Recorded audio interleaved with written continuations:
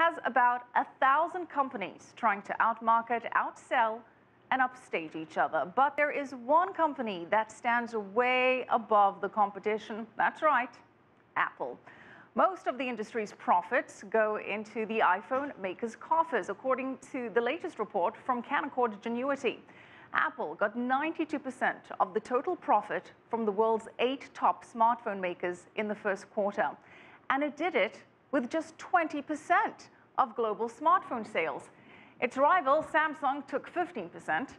Other smartphone makers broke even or lost money.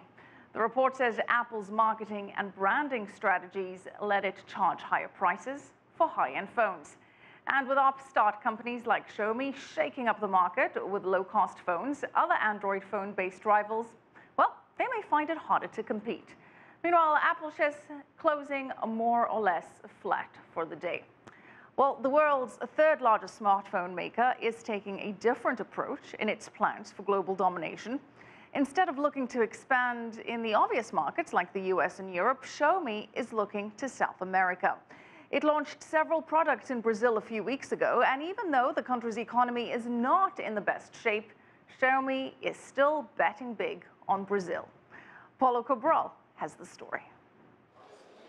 The economic crisis in Brazil slowed down sales of smartphones after years of strong growth. Consultancy firm IDC forecast a drop in sales in 2015 as consumer confidence and wages are hit by unemployment and inflation. Chinese company Xiaomi is dealing with a tough environment. A couple of weeks ago, it launched the Redmi 2 smartphone here in its first move outside of Asia. Xiaomi hopes to seduce customers by offering a phone produced locally and sold below average market prices. Brazil is today the 4th largest smartphone market in the world. And it's also one of the most developed and fastest growing internet and e-commerce markets in the world as well. So it's sort of a perfect market for Xiaomi to enter next. But what can you bring to Brazilian customers, to Brazilian smartphone users that they don't have yet?